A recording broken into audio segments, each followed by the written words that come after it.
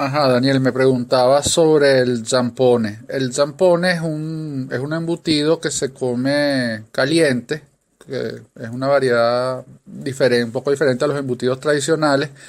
Básicamente es carne de cochino picada, picada no tan fina y que se pone, con esa carne se rellena la pata el cuero de la pata del cochino, generalmente las patas delanteras, ¿no? Y bueno, se llama zampone porque la pata en italiano se dice zampa, entonces es como decir la patota del cochino rellena con la propia carne del cochino, obviamente deshuesada. Es algo tradicional de la zona de Módena, que es una ciudad que queda al norte de Italia, el centro norte de Italia, que es limítrofe con el Véneto, que es la zona que es de mi familia y por lo tanto es un plato bastante conocido en mi casa. Más que el zampone, en mi casa se compraba el cotechino, que es básicamente lo mismo.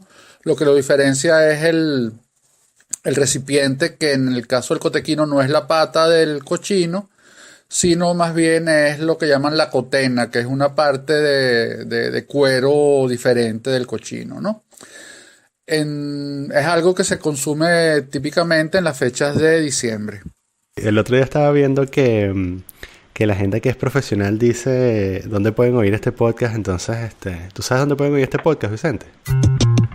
Sí, pueden suscribirse en la página quemas.fr y acceden, estamos en todos lados, creo. O sea, el equipo técnico de producción y marketing, los CRM, es que no sé lo que son, los CRM de la empresa, te dicen que puedes suscribirte en iTunes, Spotify y cualquier Sí.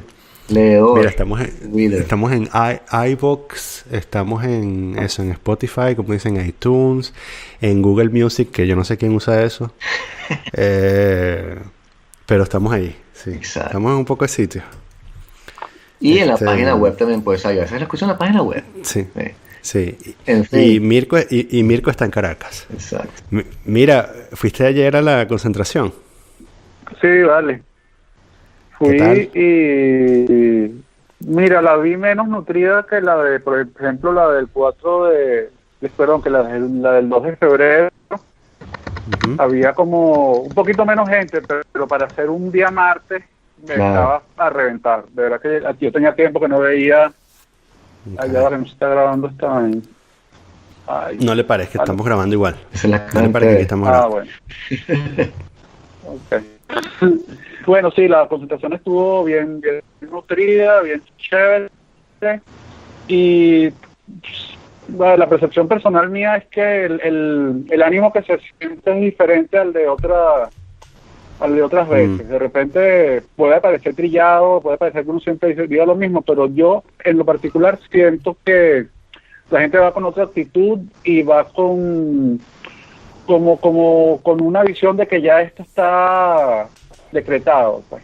¿Así? Okay. Cosa que no sé si es buena o es mala, pero es lo que se percibe. Todo el mundo anda medio triunfalista, nada más esperando que sea el momento de que ya se decrete que ya esto terminó, pues.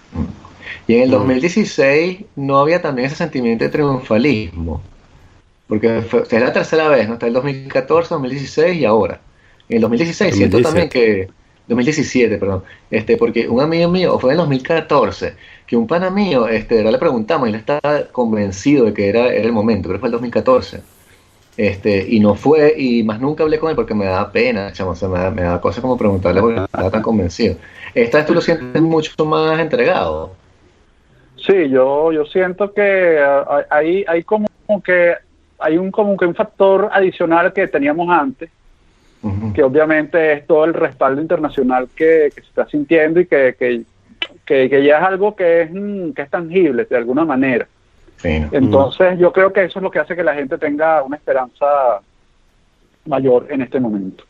Hay algo más tangible, pues hay algo más concreto, hay unas metas claras, hay acciones de calle, hay acciones de gobierno de Guaidó que se notan que ya están que están funcionando internacionalmente. O sea, no estás hablando con cualquier estúpido, estás hablando con las potencias grandes del mundo que están parando. Entonces yo creo que eso es lo que nos hace a los venezolanos que estamos aquí tener más esperanza que en otras oportunidades. Yo siento, sí, bueno, es muy curioso porque esto va a salir publicado como dentro de un mes, entonces probablemente Venezuela sea otra dentro de un mes, o no. Entonces, hagamos predicciones para quedar en ridículo. ¿Maduro va a ser presidente cuando este episodio salga publicado? ¿Tú qué crees, Mirko? Oye, si esto sale dentro de un mes, yo espero que ya esté negociado, ya esté sobre la mesa, sobre el tapete puesto las cartas para la salida de Maduro. Yo no creo que esto sea algo que sea inminente, que se resuelva en un par de semanas, a menos que suceda algo que uno no conozca. Pero yo creo que el deterioro natural que va a tener esto va a ser progresivo y va a ser una presión que lo va a hacer en algún momento reventar, pues. A menos que haya un movimiento interno de militares que sean los que decidan el juego en un momento determinado. Pero yo creo que de aquí a un mes ya las cosas van a estar mucho más claras, sobre todo, vamos a ver qué pasa con lo de la ayuda internacional. Guaidó se tiró una parada importante ayer diciendo que el 23 de febrero entra la ayuda humanitaria, y eso claro, eso de repente es un albur, pero eso digamos que uno dice, bueno, si él está diciendo esto es porque tiene algo en la mano para ofrecerlo. No creo que esté blufeando todo el tiempo, pues. Entonces yo creo que de aquí a un mes, si no se ha ido Maduro, ya por lo menos va a tener el agua bastante mucho más arriba que la cintura, por decirlo de alguna manera. Creo que ya va a tener que empezar a moverse. ¿Tú crees que Diosdado va a ser senador vitalicio? ¿Que Diosdado qué? Mira, yo creo que lo que va a pasar es lo siguiente. De pronto no dentro de un mes, pero dentro de 2 meses, el presidente, Padrino López, habrá fusilado a Guaidó y habrá prometido llamar a elecciones en 2 meses o 5 meses o 15 años. Y estaremos allí. Pero tenemos que darle ¿cómo se llama? Algo bueno a la audiencia. Bueno, no podemos, no podemos ser tan pesimistas, chamo. Pueden escucharnos en Spotify. O sea, ¿qué tal esto? El presidente Guaidó fusiló a Padrino López. Por ejemplo, ¿viste? Sí. Pueden escucharnos en iTunes. El presidente Carmona Estanga.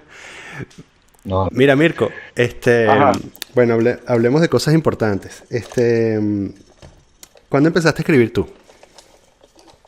Yo empecé a escribir más o menos en serio en el 2000, en el año 96 más o menos. Y me animó a escribir fue Letralia. Letralia estaba arrancando, Jorge Gómez estaba buscando colaboradores. Yo siempre había tenido idea de escribir, pero nunca había tenido oportunidad de publicar nada en ningún tipo de plataforma. Así que me había quedado con las ganas, digamos. Pero Jorge abrió como una especie de convocatoria a tipos batequebrados así como yo, y bueno, ¿por qué no? Pues, entonces le empecé a mandar algunos cuenticos bastante escuetos y más que todo tirando hacia crónicas, digamos. Sí. A Jorge no sé si era porque no tenía suficiente material en ese momento o de verdad le pareció que el material estaba bueno, me los empezó a publicar en Letralia. De hecho aparezco en uno de los primeros números, creo que en el 3 de Letralia. Y después, más adelante, él tenía una iniciativa que era que publicaba libros electrónicos en lo que llamaba Editorial Letralia. Entonces él me publicó un libro que está ahí, se llama Crónicas Citadinas. Son como imágenes de la ciudad vistas a través de un tipo medio desprevenido que era yo en ese momento. Entonces esos fueron mis inicios. ¿Cómo empezaste a dime. escribir? O sea, tú estabas, tenías tu trabajo y tal, tu familia, todo, y de pronto te dijiste, ahora necesito hacer esto. O sea, ¿cómo fue ese proceso? ¿Te acuerdas? Mira, déjame recapitular un poquito. Estaba empezando el auge de internet por lo menos en Venezuela. Yo me estaba pegando a esa plataforma, tenía tiempo libre en ese momento, ya estaba trabajando por mi cuenta, estaba de freelance y tenía bastante tiempo libre, pues no tenía muchos clientes en ese momento. Entonces, digamos que era como una actividad paralela con los tiempos, en los espacios libres que tenía. Claro, al principio no escribía nada largo, escribí algunos cuentos, Exacto. el cuento más largo que habré escrito habrá tenido que sí, 12 páginas, por ejemplo. Nada así de largo aliento. Pero digamos que fue la manera de irme ejercitando en esto de la escritura. Okay. ¿Qué edad tenías cuando empezaste? Cuando tengo que decirlo. Tenía 36 años. Ok. No, Tenía- porque mi intención no es humillarte, es más bien decirle a la gente que una vez que pasa los 30 todavía hay vida por delante. Sobre todo si eres escritor, sí. Sí, yo empecé como a los 36. Yo antes había escrito algo, cuando estaba en la universidad, escribí un par de cuentos, pero ni siquiera los tengo. Me hubiera gustado tenerlos para reírme ahorita de ellos, pero no los guardé, no los conservé. Algo de eso menciono en el... ¿De dónde cómo te guiaste tú para saber que estabas escribiendo bien o mal y cómo fuiste perfeccionando tu estilo? Mira, yo fui bastante, digamos, arrojado en cuanto a la valentía del ignorante. Para decirlo, digamos que yo me lancé. Yo siempre fui un lector bastante discreto, siempre estaba leyendo, siempre traté de leer escritores que me llamaban la atención el estilo. Y entonces, bueno, más o menos me fui tratando de ubicar dentro de ese rango de escritores que escribían lo que a mí me gustaba y como a mí me gustaba, ¿no? No quiero decir que yo escribía igual que Kundera, ni mucho menos, ¿no? Pero digamos que traté de apegarme un poco a esos cánones de ellos. Y empecé a leer un poco de lo que hacía. Me leí, por supuesto, On Writing de Stephen King.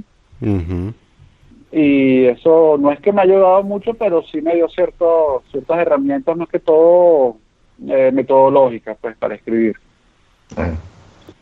Y después, bueno, tuve muchos pegones afortunados, digamos. Panfleto Negro fue una muy buena plataforma para mí. De hecho, mi primera novela la publiqué gracias a Panfleto Negro, en el sentido que yo, no sé si se acuerdan, yo iba publicando un episodio semanal en Panfleto de la novela. La novela está estructurada como son 70 episodios. Episodios que trataban de tener de terminar, pero dar pie para el siguiente episodio. Era como una especie de seriado. Yo me lo imaginé como una especie de seriado, ¿no? Un episodio de unas 1000 palabras más o menos. Y bueno, lo iba colgando y iba viendo qué le iba pareciendo a la gente. Tuve cierto feedback. Tuve algunos intercambios cómicos con gente que me elogiaba y gente que me decía que estaba escribiendo una novelita rosa y tal. Cosa que agradezco porque eso me ayudó a limpiar un poco algunas cosas, ¿no? Pero bueno, eso es mi vida a través de los perros, ¿no? Sí, como Vida de Perros. Al final se llamó Vidas de Perros. En Vidas de Panfleto, Perros. el panfleto se llamaba exactamente así, Mi vida a través de los perros, que después un pana me mimó y escribió Mi vida a través de las putas. No sé si se acuerdan de eso. Sí, cómo no. Hay una cosa, bueno, que me gusta mucho en tu literatura, chamo, que la tienes como en los dos libros.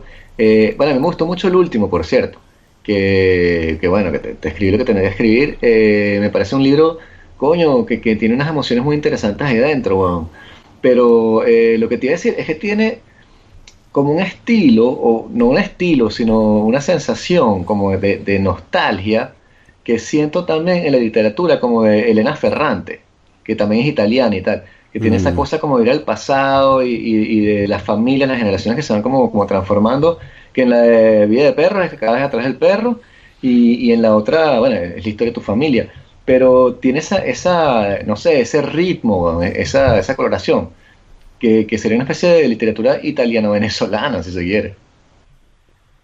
Sí, bueno, el pasa que a mí me gusta mucho, yo soy nostálgico por naturaleza, y me gusta mucho recordar cosas y tratar de reelaborar cosas de mi pasado, un poco para ponerme en contexto y para no olvidar, ¿no? Y para poder ser el abuelo que le cuente vainas a los nietos en algún momento, ¿no? Sí. Cosa que no creo que vaya a pasar, porque esta nueva generación creo que no quiere tener hijos. Vamos a ver qué pasa. Pero bueno, independientemente de eso, me gusta eso. De hecho, quisiera escribir un poco más de crónica de ese tipo, ¿no? Sí. Por ahí me dijeron que por qué no tomaba el puesto que dejó Oscar Llanes, pero bueno, eso es otro tema, ¿no?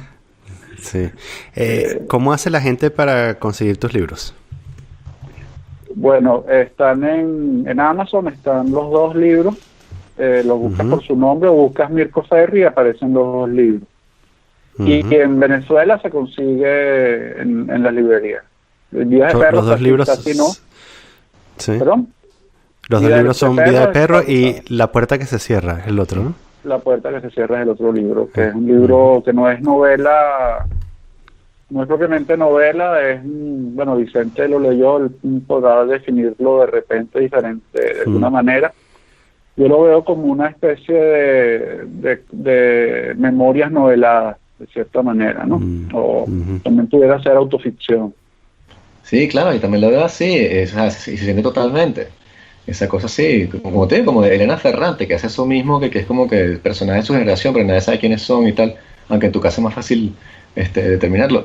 Pero el libro tiene un rollo también con la emigración, bueno, que es lo que más lo que más como que tiene poder en la cosa, a pesar de que es como triste, ¿no? Pero ese rollo de la emigración, chamo, tú lo has tenido que vivir con tus hijas, o sea, yo lo viví con mis padres porque yo me fui, y ahora me pregunto que de pronto en el futuro tengo que aceptar el hecho de que mis hijos se quieren ir también de Francia, y de pronto se van para Australia o para Estados Unidos y tal, a hacer su vida, y coño, es muy jodido, chamo, y en el libro tuyo yo sentí como que la puerta que se cierra era más o menos eso, ¿no? Como que empieza con la emigración de tus viejos que se van de la familia y termina con tus hijas que se están yendo, porque bueno, Venezuela ya no funciona, pues. Sí, bueno, exactamente, fue así. De hecho, mi libro terminaba mucho más abruptamente de lo que terminó siendo editado. Porque mi editor, Carsten, me dice, coño, chamo, dale un poquito de esperanza a la gente, no sea tan tajante, ¿no? Entonces, bueno, eso es el trabajo de un editor, ¿no?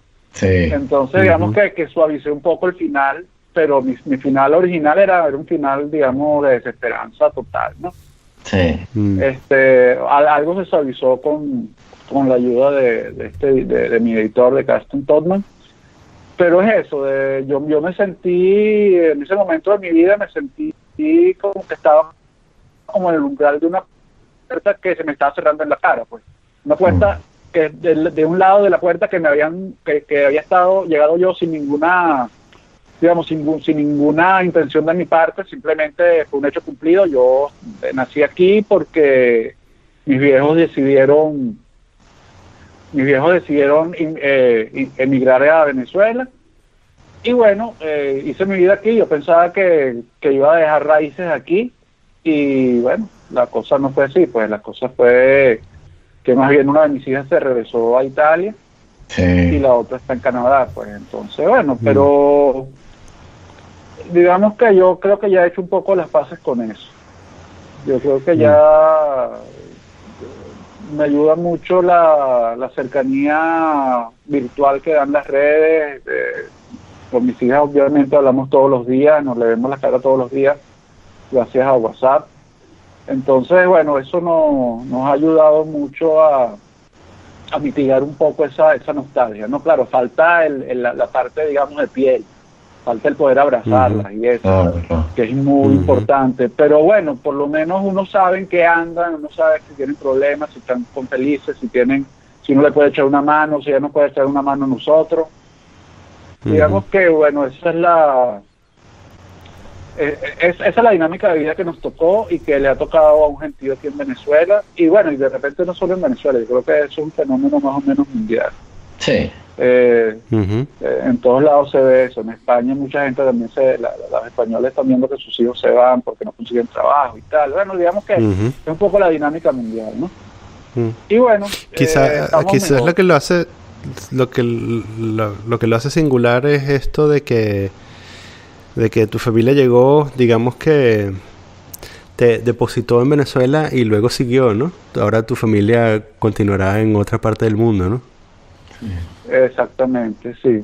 Y bueno, y uno no sabe tampoco si uno mismo en un momento se vaya, pues.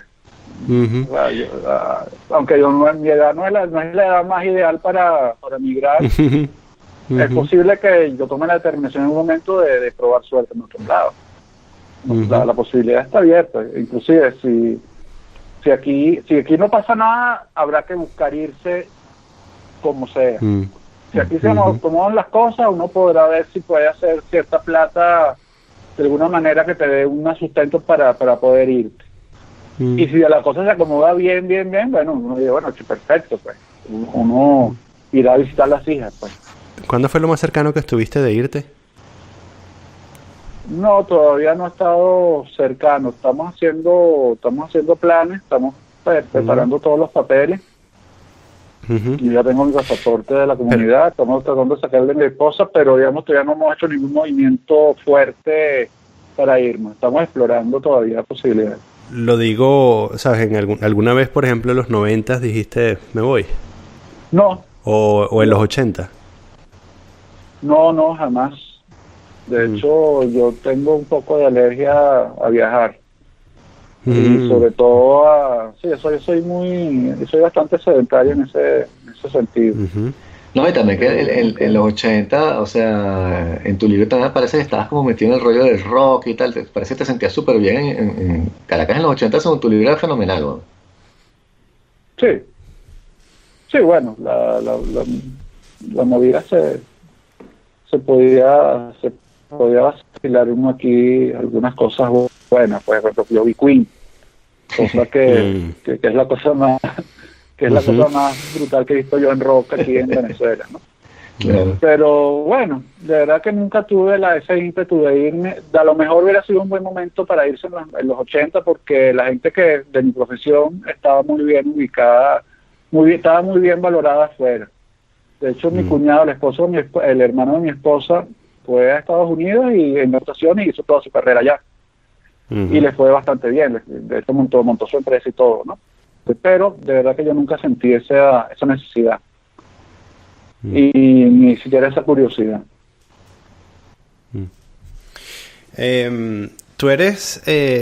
Tú trabajas con tecnología, ¿no? Sí, yo soy de profesión computista, digamos. Estudié unos años en la Bolívar, pero no me gradué ahí. Terminé graduándome en un tecnológico de influencia francesa, el IUT. Y nada, hice toda mi carrera como en el área del sistema, desarrollando aplicaciones más que todo para empresas de seguros, que es donde me he fogueado más, ¿no? Ok. ¿En qué lenguaje era eso? ¿COBOL? Uy, imagínate. Llegué a bueno, al principio uno usaba básicamente COBOL, usaba algún 4GL. Llegué a usar algo que se llamaba Ideal, que era un 4GL para una base de datos de Datacom. Después llegué a usar PL1 inclusive una vez que trabajé para la Goben. Hay un loco en Maracaibo que el tipo le gustaba era PL1, tuve que aprender PL1 para hacerle unos programas. Después trabajé bastante tiempo en AS400, entonces bueno, ahí el lenguaje fuerte es RPG, imagínate tú. Entonces tuve que aprender a echar código en RPG y después, bueno, me fui un poco más hacia la parte de, digamos, de lo que en ese momento era los PC. Trabajé mucho con Clipper y después me mudé para las herramientas de Microsoft, para Visual Basic. Desarrollé mucho en Access. De hecho, hasta hace poco tuve una instalación de más de 120 personas pegadas simultáneamente y el motor ya era SQL Server, pero las aplicaciones siguieron quedando en Access. Es una cosa muy loca, pero funciona, pues. Y bueno, ahorita estamos tratando de desarrollar cosas para web, estamos tratando de buscar gente, más que todo clientes afuera, que paguen en dólares, porque aquí cobrar en bolívares es tonto, ¿no? Pero en eso me formé. ¿Trabajas en una compañía o tienes una compañía? No, tengo un asociado que es con el que hago los desarrollos. Y están buscando hacer cosas en web en que Python o PHP o JavaScript. No, nosotros estamos basados en .NET, entonces estamos tratando de hacer cosas, sí, en .NET. Como aplicaciones empresariales, más bien, ¿no? Entonces. Sí, nuestra orientación es a eso, portales para empresas, lo que llaman oficinas virtuales, portales de autogestión para clientes. Por ejemplo, una compañía de seguros tiene su sistema core, pero necesita publicar algo para que los clientes hagan algún tipo de interacción. Nosotros hacemos eso. Nosotros hacemos el portal para que el cliente pueda interactuar con la base de datos. De hecho, estamos en conversaciones ahorita para hacer algo con un banco de aquí. Vamos a ver si se da. De todos esos lenguajes que mencionaste y obviando los modernos, porque es muy fácil, ¿cuál históricamente ha sido tu lenguaje favorito? Oye, le tuve mucho cariño a Clipper, porque digamos que era el que yo controlaba directamente, porque cuando trabajaba, digamos, estaba pegado a un mainframe, uno, digamos que estaba como una capa de separación, ¿no? Uno echaba el código y se lo entregaba a la máquina, y había una cantidad de gente que hacía que estaba en el medio ahí, ¿no? Entonces, con el que empecé a sentirme bastante cómodo y experimentar más fue precisamente con Clipper. ¿Tiene algo que ver con la escritura, no? Sí, sabrás que de hecho eso es un proyectito que yo tengo pensado hace tiempo y que tú ibas a ser uno de tú, Daniel, te quería involucrar. Quería ver qué relación hay, porque yo sé que hay cierta gente que conozco que viene del mundo de la computación y escribe. Te menciono a Héctor Torres, te menciono a John Manuel, te menciono a mí, te menciono a ti. Entonces, yo sí veo que hay algo en la disciplina que puede equipararse en las dos actividades, ¿no? ¿Qué sucede? Cuando tú escribes un programa, si tú no lo codificas correctamente, el computador no te lo va a entender. Entonces tienes que tener una rigurosidad en lo que tú escribas para que la máquina te entienda. Y además desarrollas un estilo. Uno pudiera reconocer el estilo de un programador y diferenciarlo de otro, por ejemplo.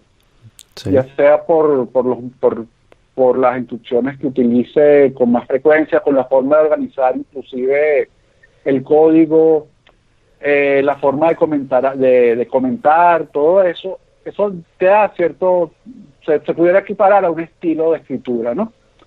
Y entonces yo sí creo que ahí hay algo que te ayuda, por lo menos a mí me ayudó, buscar ser lo más concreto posible y lo más eficiente posible en la escritura para lograr lo que yo estoy buscando cuando escribo algo. Cuando hago un programa, obviamente trato de que sea ligero, que haga lo que tenga que hacer, y que se ejecute de una forma ágil. Entonces cuando escribo también trato de que sea algo similar a eso, pues, que la gente no la fastidie, que la gente entienda rápido lo que yo quiero decir y que tenga una experiencia agradable leyendo lo que le estoy proponiendo.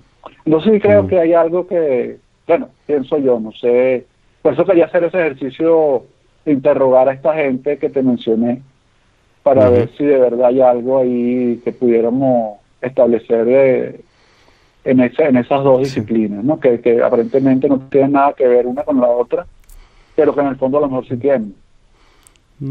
Bueno, ambas involucran estar sentado frente a un teclado, ¿no? Obviamente, ambas involucran bastante horas culo. Sí, correcto. Y mal pagadas, ¿no? Y mal pagadas, sí. Y que pueden llegar a ser un poco miserables también.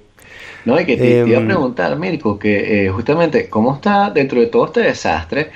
Yo por lo menos veo que tengo nada más acceso a las redes, como que la movida literaria en Venezuela sigue viviendo un momento más o menos interesante, pues que la gente sigue haciendo cosas, hay presentaciones de libros y eso sigue ahí más o menos. ¿Cómo lo ves tú? ¿Cómo está la cosa literaria por allá? Mira, el asunto es que hay algunas editoriales que siguen apostando, que siguen produciendo. Por ejemplo, con la editorial donde yo trabajo, que es Oscar Todman, ellos sacan por lo menos unos 10 libros al año. Y hay que verle la cara de sacar 10 libros al año en una economía como la venezolana. Claro. Para los reales, para imprimir un libro es complicado, ¿no? Pero digamos que es gente que le gusta su trabajo, que está buscando siempre algo que hacer y bueno, no se queda de brazos cruzados. También hay otras editoriales independientes que están en lo mismo, que siguen apostando al talento y bueno, lo que sí ha habido es muchísima gente que se ha ido, sobre todo los escritores más, digamos, más nombrados, más, claro, con más quilates, casi todos están fuera. Digamos, no quedamos mucho. Cosa que también, por un lado, puede ser hasta digamos, oportuna, uno, ¿no? claro. Eso yo estaba conversando sobre eso con Carlos Sandoval, que precisamente él decía, gracias a esa emigración masiva de escritores, gente como tú, sin desmejorarme, claro, obviamente, ha tenido un chance de darse a conocer. Y sí, te tienen más cancha, pues. Claro, hay menos, digamos, hay menos competencia interna, pues. Claro, la gente afuera sigue escribiendo, ¿no? Pero el problema es que los libros que ellos puedan escribir, primero que es difícil que llegue a Venezuela, y si llega a Venezuela, llegan unos costos que son bastante duros para nuestra economía, ¿no? Por decirte algo, un libro mío, me dio risa el otro día estaba con este asociado mío que te comenté con el que trabajamos, que hacemos proyectos juntos, estamos tomándonos un café en McCafé, ahí en el Millennium, ¿no? Entonces cada café nos costó 850 bolívares. Entonces, bueno, cuando terminamos la reunión, terminamos de hablar lo que estábamos hablando, él me dice, coño, vamos a pasar por la librería porque quiero comprar tu libro, ¿no? Entonces, bueno, vamos a la librería. Mi libro costaba 880 bolívares. O sea, costaba 30 bolívares más que el café. O sea que es bastante ridícula, ¿no? Sí, bastante irrisoria. Pero esa es muy la loco realidad. Porque, sí, además es muy caro, ¿no? O sea, en el fondo también, para lo que gana la gente, tengo entendido. Sí, o sea, bueno, es muy barato y muy caro. Sí, es que es difícil decir si algo es barato o es caro en Venezuela, porque se han perdido todas las escalas, digamos, y sobre todo que los precios te cambian todos los días, las cosas están más caras. El tema de la hiperinflación es de verdad duro. Imagino que con la demás gente que ustedes han hablado les dirá más o menos lo mismo, ¿no? Pero es difícil manejarse, es imposible hacer un presupuesto. Es imposible vivir con sueldos en bolívares. De verdad, yo no sé cómo hace la gente que depende de un salario en bolívares. Porque no hay forma. O sea, hoy hice un mercado tonto y fueron 30.000 bolívares. Y un mercado, te digo, para 2-3 días, si acaso. Entonces, bueno, es bastante complicado. Es bastante rudo poder sostenerse en esta economía. Y por eso es que uno está buscando ingresos en dólares, pues. Es la única manera de capear, de medio capear un poco la tormenta que tenemos encima. No es como dijo Maduro, no sé si escucharon que dijo que era imposible que hubiera una inflación de 1.000.000%. No. Yo creo que si él se va a los aumentos de sueldo que ha decretado él desde más o menos hace 1 año y medio, sobrepasa ese 1.000.000% fácil, porque también porque él también ha tenido que de alguna forma aumentar también los salarios, porque si no la gente se hubiera quedado rezagada brutalmente, ¿no? Claro que cada aumento de él lo que incide directamente sobre la inflación también, ¿no? Sí. Pero sí, es muy loco, pues es un tema complicadísimo, y ustedes que tienen familiares aquí, imagino que sus familiares se lo dirán también, ¿no? Sí. Pero es que es un poco desesperanzador para mí, porque hay muchos venezolanos que siento que tienen la impresión de que una vez que Guaidó sea respaldado y Maduro salga, todo va a ir bien, y tú te das cuenta de tantas cosas que hay que hacer y tantas cosas que hay que construir desde cero, weón. Que bueno, que es difícil, no sé, entusiasmarse así tanto, weón. Una situación muy jodida, weón. Es difícil también explicarlo, o sea, los millones de % de inflación son una vaina que a mí me da mucha rechera, porque recuerdo vívidamente en un blog que estaba discutiendo como en el 2008, no vaina así, y estaba Mark Weisbrot, un economista de The Guardian, y el tipo dijo que el título de la vaina era: la economía de Venezuela no es Grecia. Y decía, hay gente diciendo que Chávez va a cagar la vaina con la recuperación monetaria, creo que más que en el 2012, no recuerdo. Pero el tipo así como que tranquilos, todo está bien, esa propaganda neoliberal. Y hoy en día, que todo lo que él dijo que no iba a pasar, pasó, tú dices, verga, ¿por qué ese pana sigue publicando artículos y la gente sigue diciendo como que, coño, ¿viste lo que el carajo escribió en el Guardian? O sea, como que hay una falta de responsabilidad a nivel internacional que es insoportable, que cuando estás afuera la sientes más, bueno, horrible.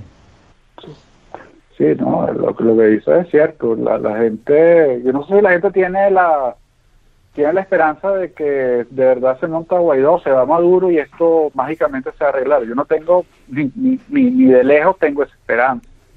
Lo que sí espero es que más bien se corrijan conductas nocivas que está manejando esta gente, y que bueno, que poco a poco se vaya a ir corrigiendo el rumbo económico, pero eso no va a ser ni mágico ni inmediato. Eso va a ser doloroso, eso va a costar bastante, pues. Pero hay que empezar a hacerlo, porque si no, estamos mal, pues. Sí. Yo me pregunto qué pasó o sea, cómo habrán vivido la gente en Europa en los 50, su escena literaria, ¿sabes? De los países que tuvieron emigraciones masivas como España e Italia. Sí. ¿Tú leías libros italianos cuando estabas creciendo? Sí, yo tengo mi bibliotequita de libros italianos. Más que todo los leo para ejercitarme y para practicar, digamos. Pero no tengo nada que hable directamente sobre la migración, para que veas. No tengo ese proceso registrado en ninguna novela ni en ningún texto de opinión. Tengo varias cosas del fascismo que escribió Montanelli. Tengo varias novelas, pero son novelas más que todo de la posguerra italiana, y no tocan el tema de la migración. Pero lo que lo dice, es interesante buscar eso, ¿no? Porque hay que ver cómo se vivió de ese lado ese proceso migratorio, que fue fuerte. En Italia la cantidad de gente que migró fue bárbara, ¿no? Y gente que migró a Venezuela. En Italia hay una cantidad impresionante de plazas Bolívar. Sobre todo al sur de Italia, hay muchos pueblos que tienen su Plaza Bolívar, porque gente que vino para acá se regresó y pero dejó vínculos muy importantes con Venezuela y los trató de mantener así. Sí, es que lo que te iba a decir, que de tu novela, entre todo, la parte que más me gustó fue el principio, que son las historias como en Italia, que sabes que está el abuelo, creo que es tu abuelo o tu bisabuelo, que se compra la moto y tal, y tiene una novia y la saca a pasear, y esa parte me pareció muy, muy, muy arrecho. No, eso era mi papá. Tu papá, exacto, sí, sí, sí. Sí, eso era mi papá. Sí, bueno. De hecho, yo traté de ser más o menos riguroso en esa parte que escribí con lo que yo me acordaba y con lo que me habían contado. No con la realidad verdadera, porque ahí sí no tengo ningún documento, digamos, que me pueda decir que sí fue así, pero traté de apoyarme mucho en la memoria y fue así. Sí, no, pues esa parte, pues, literariamente hablando, es burda bueno. O sea, yo lo voy a ver, ¿verdad? Como una película así, qué sé yo, o sea, de un director, de un Bertolucci, una vaina así, o sea, es bien de pie esa parte. Entonces sí, como tú decías, como que tú vives en esa Italia idílica y tienes esa vida y te arrancan de allí, chamo, y tienes que venir a pelar bola a Caracas, o sea, de ese jodido. Sí, sí, es jodido. Como esos viejos que no hablan de la guerra, o que no hablaban porque ya se murieron. Quizás, ¿sabes? La labor de escribir sobre esa emigración italiana queda en los hijos como tú, ¿no? Sí. O sea, que quizás los libros de la migración italiana son los que ahora se están escribiendo. Pudiera ser. ¿De dónde es que era tu familia? ¿O es? Era de Verona, del norte de Italia. Del norte, sí. Y tu hija está en Bolonia, ¿no? No, está en Roma. Roma, ok. Sí. Sí, de hecho ella todavía no se ha acercado a Verona, no se ha acercado a nuestros lados porque no tenía la oportunidad, ¿no? ¿Cuándo se fue ella? ¿Hace cuántos años? En estos días cumple 3 años. Okay. ¿Y no ha vuelto desde que se fue? El 15, no. Y no creo que vuelva, a menos que pase algo que no esté en los planes de nadie, pero ella dice que ella en este momento dice que es romana. Me da risa porque inclusive ya habla con el tumbado de los romanos, es comiquísimo, ¿no? ¿Tú fuiste alguna vez a Verona? Sí, yo estuve 2 veces allá en Verona. ¿Tienes familia todavía? Tengo familia, pero ya son los hijos de los tíos, inclusive los nietos de los tíos, porque yo tengo primos bastante mayores también. Y digamos que se ha perdido mucho el contacto, ¿no? Tengo contacto directo más que todo por Facebook con una tía y con una prima, con una prima y con la hija de la prima. Que ella viene siendo como una prima segunda mía, ¿no? Sí. Pero digamos que tras la muerte de mis padres, nosotros no conservamos mucho ese contacto con la familia allá. Por varias razones, más que todo razones prácticas de lejanía, y tampoco había un mayor interés que el que mantenía mi mamá y mi papá mientras estuvieron vivos, ¿no? De tratar de tener un vínculo con la gente allá. Bueno, algo de eso explico en el libro, algunos roces familiares que hubo, problemas por peleas por dinero, cosas feas que pasan en todas las familias, ¿no? Sí. Pero bueno, actualmente ya eso quedó en el pasado y digamos que si vuelvo a ir, me imagino que me encontraré con algún familiar y lo iré a saludar, pues. Sí. ¿Por qué escribes? ¿Por qué escribo?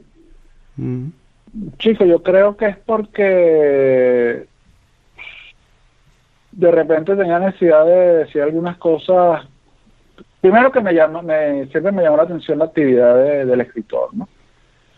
Siempre al ser yo un lector voraz como era o como soy, siempre me gustó saber qué había del otro lado, pues que era estar del lado del escritor, cómo se comía eso, ¿no? Entonces, digamos que fue un poco eso. Después también un poquito de vanidad, pensar que yo podía escribir cosas mejores que algunas cosas que había leído. Y tercero, bueno, yo creo que es eso, una satisfacción personal también. Y tener alguna historia que contar y contarle de una forma que la gente le llegue y que, bueno, que le pueda dejar algo también, ¿no? Sí. ¿Tú crees que has escrito algo mejor que algunas personas? Oye, sí, porque he leído cosas muy, muy malas, pero no quiero decir con esto que yo sea un escritor, digamos, que se pueda, digamos, parar con cierta élite de escritores, ¿no? O sea, hay gente que obviamente yo estoy a años luz de su capacidad escritural, ¿no? Pero sí sé que escribo mejor que algunas cosas, que algunas firmas que he leído que más o menos son consagradas, pero digamos que de repente el fondo es bueno, pero la forma es detestable, pues. Entonces hay algunos escritores, sobre todo costumbristas, que me gusta lo que escriben, pero no me gusta cómo lo escriben para nada, ¿no? Entonces he tratado de cuando escribo cosas de ese tipo corregir los errores que puedo ver en ellos, ¿no? Entonces tratar de mejorar un poco eso, ¿no? Tratar de estar en esa tradición de escritores costumbristas, pero dándole un poquitico más de calidad de lo que he leído yo, o por lo menos que esos escritores que he leído. A lo mejor es algo un poquito presuntuoso decirlo, pero digamos que eso es lo que quisiera lograr. ¿Quién es tu escritor favorito venezolano? Mi escritor favorito venezolano,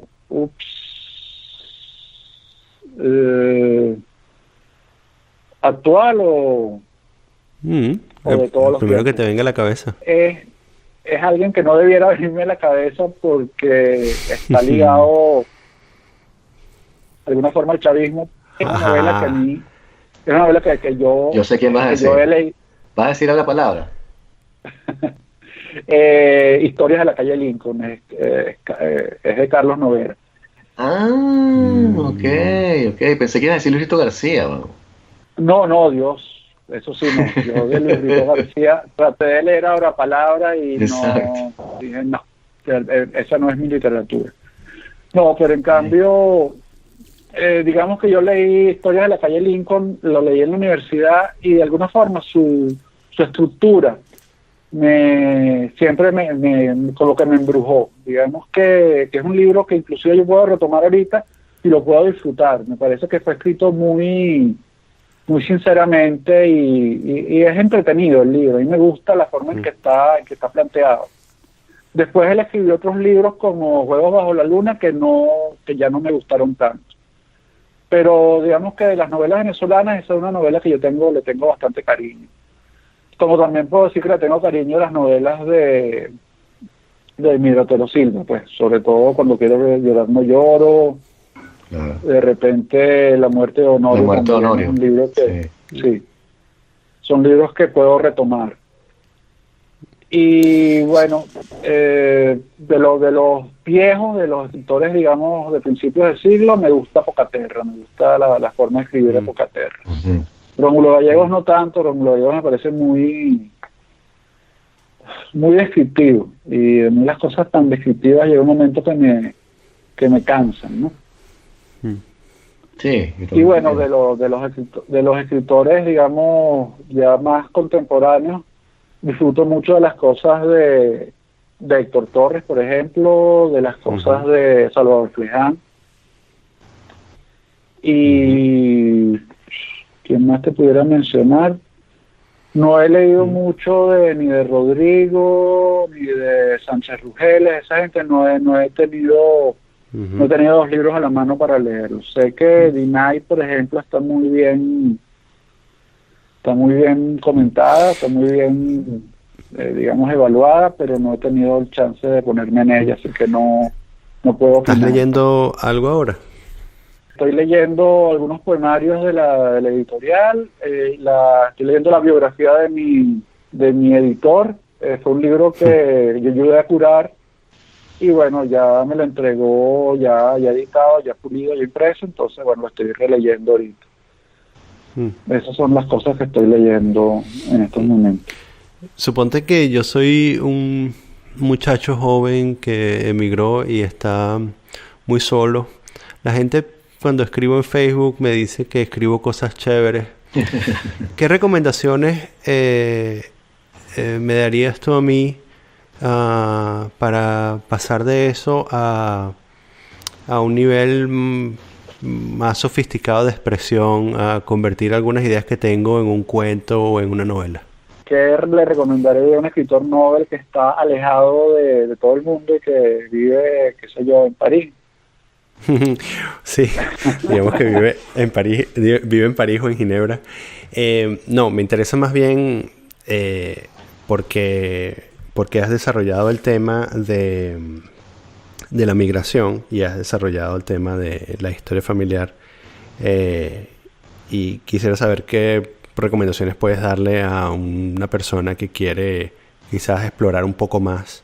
Por lo menos lo que a mí me ha funcionado ha sido sentarme a escribir, pero primero tratando de tener alguna idea clara sobre dónde quiero llegar con la escritura, ¿no?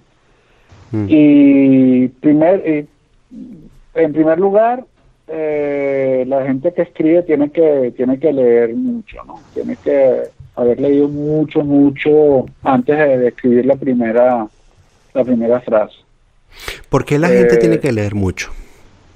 Oye, yo creo que porque te acostumbras un poco al oído a cómo se deben decir las cosas. Yo creo que la gente, hay un formalismo, a lo mejor estoy equivocado, pero yo sí creo que hay un formalismo que hay que respetar. Hay que respetar un poco las cadencias, la musicalidad, la forma de estructurar las frases, la puntuación, la parte formal, digamos, que uno ve, de repente uno ve escritos de gente que tiene buenas ideas, pero no lo sabe organizar. De repente tú ves algunas cosas ahí que pudieran ser o simpáticas o cómicas o impactantes de algún tipo de situación, pero están escritas de una forma tan pobre que no te dan ganas de seguir leyendo. Por lo menos me pasa eso, ¿no? Entonces yo diría, primero eso, tener algún tipo de herramienta formal de cómo se deben escribir las cosas. Y segundo, claro, tener algún argumento interesante sobre qué desarrollar, ¿no?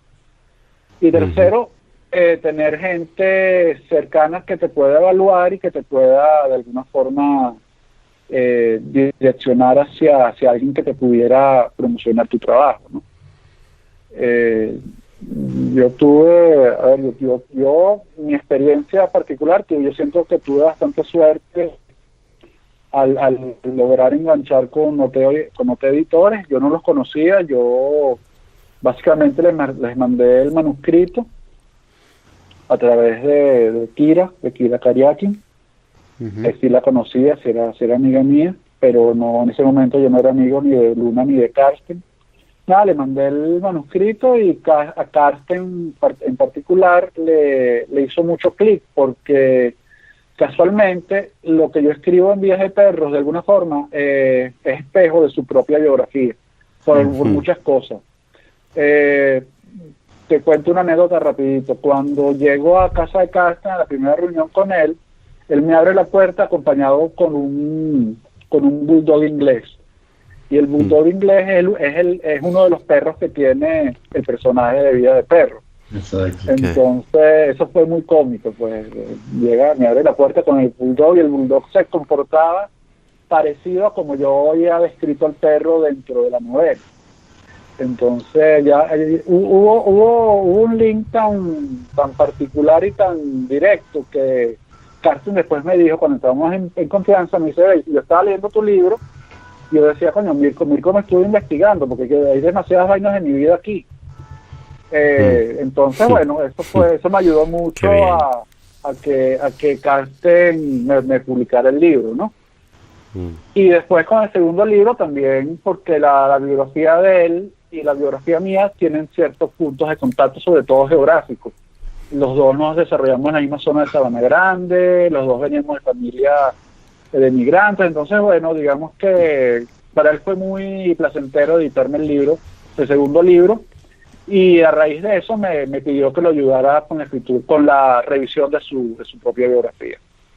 Entonces, bueno, yo considero que yo tuve un camino que se me facilitó muchísimo gracias a la suerte, pues, por decirlo, por darle un nombre a esa experiencia, ¿no? Yo era un desconocido, básicamente. La gente me conocía de repente por lo que puedo escribir por Facebook, por Twitter, pero digamos, el salto a poder publicar fue fortuito, y bueno, fue gracias a esas coincidencias que les estuve contando. Una labor social ahí también, ¿no? Como una tarea ahí de sociabilización. Ajá. Hablando de perros. Hablando de perros, sí. Palabra cierta. Sí. Mira, Mirko, ¿y estás escribiendo algo ahorita? Interrumpí porque ahorita la dinámica de Venezuela lo que te hace es estar pegado a Twitter todo el día a ver qué es lo que está pasando, ¿no? Pero sí tengo una novela arrancada, y es una novela, les puedo decir, arranca con la anécdota del Y2K. Ajá. Seguramente Daniel sabe a lo que me refiero. Y no sé si Vicente sabe, pero bueno, sí, claro. Es la gran debacle que se predecía que iba a suceder en el mundo por el cambio al año 2000, por el tema de cómo estaban almacenadas la información en las computadoras. Bueno, entonces, esa es la anécdota que le da pie a la novela. Y es alguien que nace en esos años, y bueno, su vida transita hasta estos momentos del chavismo. Aparte que tengo que saber cómo termina esta vaina para poder terminar la novela, ¿no? Pero eso es lo que quiero escribir. Así como Vidas de Perros fue un poco una mirada rasante sobre la historia venezolana de los años 50 hasta el año 2000 más o menos. Yo quiero que esta sea una mirada sobre lo que fue el primer ventenio de este siglo venezolano. Okay. ¿Y cómo escribes tú? ¿Tienes estructuras, o sea, personajes, tramas? ¿Cómo vas montando la cosa? Mira, no, hasta ahora no. Hasta ahora, digamos, tengo esquemas mentales, pero no uso ninguna herramienta en particular. No hago escaletas, no hago sinopsis, no hago fichas. Más bien trato de tener un esqueleto básico de lo que voy a escribir.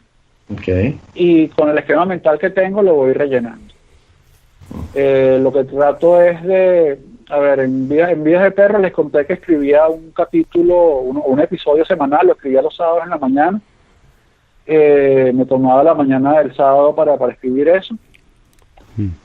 Y esa fue la metodología que utilicé para Vidas de Perro. En cambio, para el segundo libro sí le di mucha más chola, lo escribí más o menos en 2 meses, y trataba de ponerme un horario. Todas las tardes, religiosamente, de 2 a 4, las destinaba para eso. Entonces, claro, en el caso del segundo libro fue mucho más fácil, porque sí estaba clarito de lo que quería escribir. Ya tenía la historia, lo que tenía que volcar la historia en la computadora, pero ya la tenía bastante clara, ¿no? Claro. Inclusive la había estructurado ya en los capítulos que tiene ya, no me había hecho mi esquemita mental.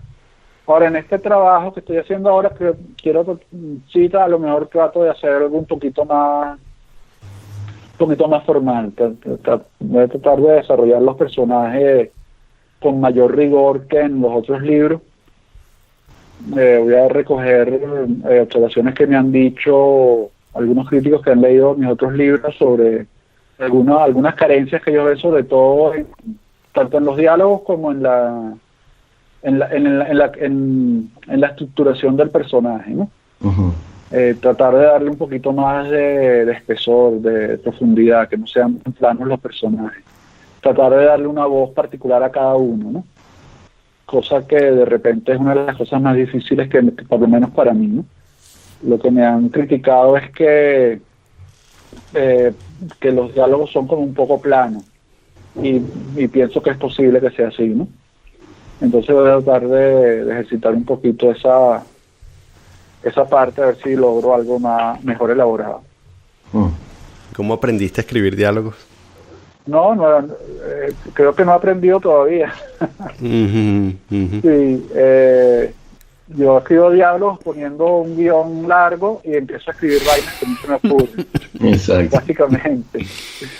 Pero no, creo que sí, lograr estas voces, lograr que cada personaje tenga su voz, ya es un nivel más allá de lo que yo he logrado hasta ahora. Un poquito de eso.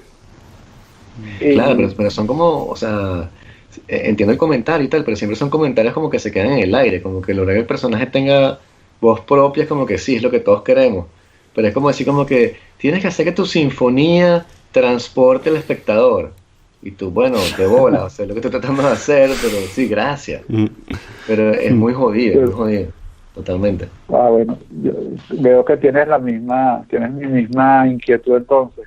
Totalmente.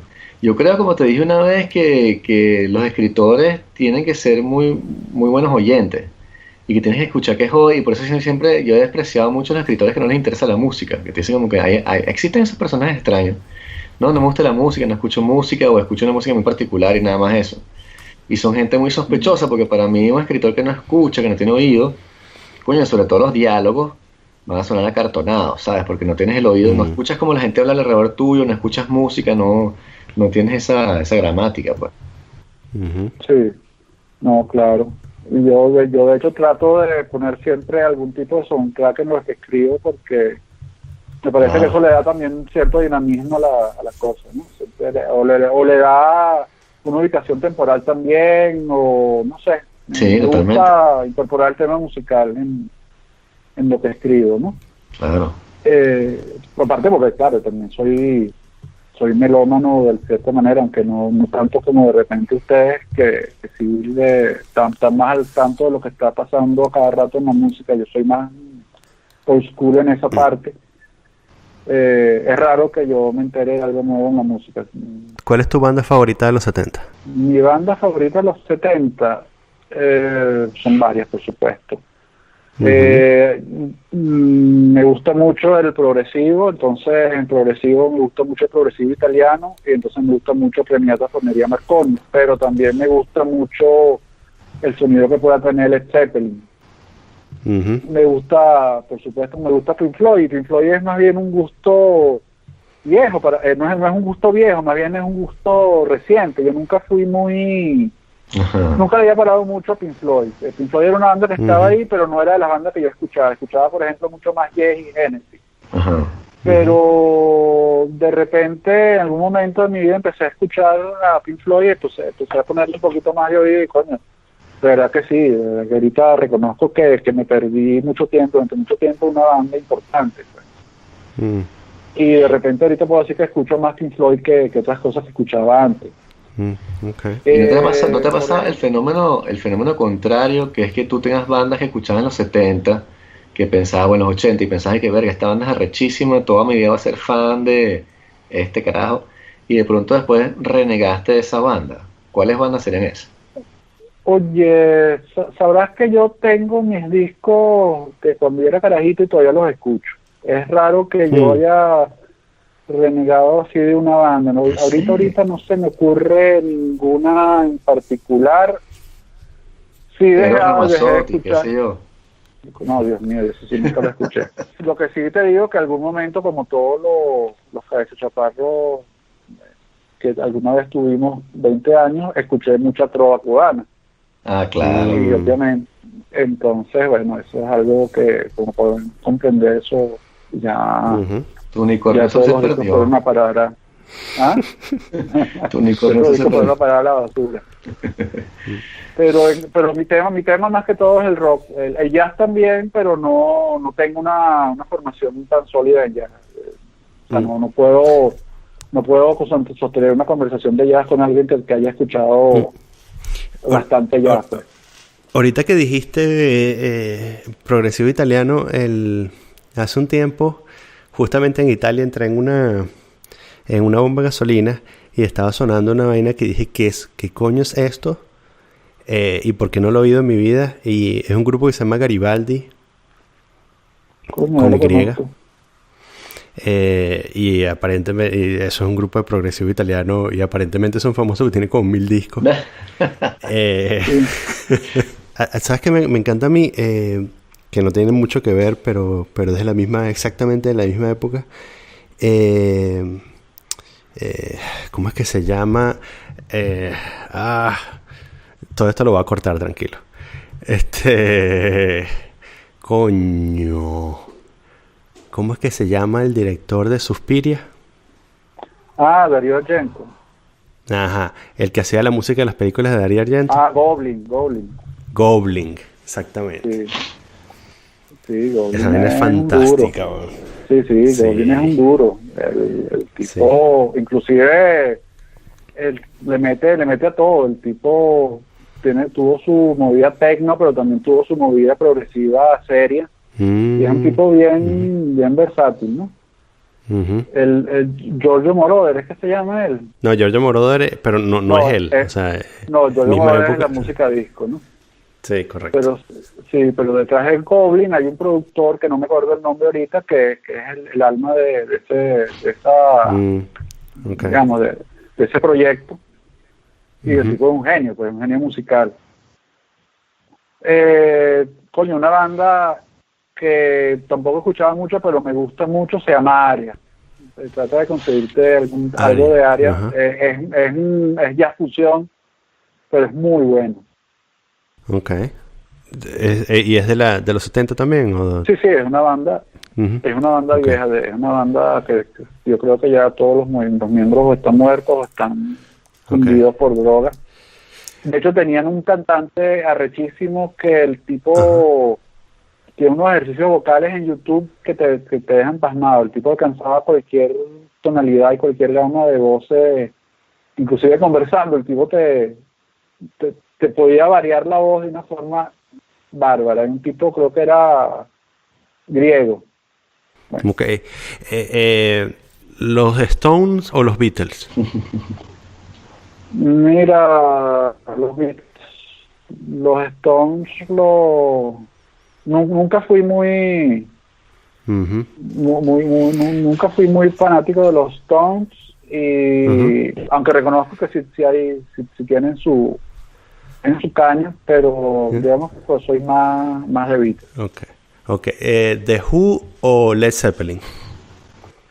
Esa sí está un poquito más ruda, ¿no? Porque me encanta Who, pero tengo que decir que Zeppelin. Okay. Jethro Tull o no sé, los Eagles. No, Jethro Tull es mi banda de elección en cualquier terreno, así que ahí sí no hay padrote, pues. De hecho, creo que la discografía más completa que tengo en vinil es la de Jethro Tull, y no es la de Genesis. Creo que están ahí las dos. Pero sí, mi banda favorita de toda la vida ha sido Jethro Tull. Okay. Fleetwood Mac o ABBA. Coño, dale. Hay un poco peras y manzanas, ¿no? ¿Y qué tal? ¿Yes o no? ¿Boston o Chicago? Coño, tendría que decir que Chicago, porque de hecho porque Boston, Peter Cetera, ¿no? Y Boston sacó creo que uno o dos discos, creo. Pero me gusta, de hecho tengo un LP de Boston y me lo vacilo pues de vez en cuando. Pero claro, Chicago es otra cosa, pues Chicago es una banda mucho más mucho más importante. Me pudieras preguntar Chicago o ¿cómo se llama? Los de Spinning Wheel. Aero ¿Cómo se llama esta gente, vale? ¿Ah? Aero Speedwagon. No, vale. ¿Cómo se llama esta gente? Los de la rueca. Blood, Sweat and Tears. Ajá, que tenían un sonido particular. De hecho hay un cuento que dice que Al Cooper, que era el dueño, fue el que montó Blood, Sweat and Tears, quería lograr un sonido similar de Chicago, y después del cuarto disco dijo que no lo iba a lograr y abandonó. No sé si será verdad, pero se non è vero è ben trovato, como dicen. ¿Peter Gabriel o Phil Collins? Peter Gabriel. ¿Y Sex Pistols o The Clash? Coño, ahí sí te podría decir que soy ignorante total. Ajá, llegamos al borde. Sí. No llego, el punk para mí fue una parte de la escena musical que no viví jamás. De hecho, yo me divorcié un poco de la música en los 80 cuando las bandas mías se volvieron todas mierderitas tratando de lograr un sonido que encajara con lo que estaba sonando en la radio, ¿no? Entonces tú ves que los intentos de Yes, de Genesis, de todas esas bandas se fueron por la cañería, porque de hecho básicamente todos los discos sonaban parecidos, pues todos tenían un mismo sonido popsero, con unos tecladitos ahí. Entonces era difícil decir, este disco es de Yes y este disco es de, qué sé yo, de Uriah Heep. Entonces, digamos que me decepcioné bastante de la música y empecé a escuchar Kenny G. No, mentira. Empecé a escuchar otras cosas, empecé a escuchar jazz también. Ajá, te refugiaste. ¿Y en jazz de qué periodo? No, empecé a escuchar un poco me gustaba el jazz latino, entonces empecé a escuchar a Michel Camilo, por ejemplo. Michel, claro, sí. Empecé a escuchar por primera vez a jazz fusión como Return to Forever, Chick Corea, Aldi Meola, ese tipo de cosas, ¿no? Police es de los grupos que más o menos escuché un poco de los 80, pues, te puedo decir Police, y fue, ¿cómo se llama el de Mark Knopfler? Dire Straits. Esas son las dos bandas que más o menos puedo rescatar para mi gusto musical de los 80.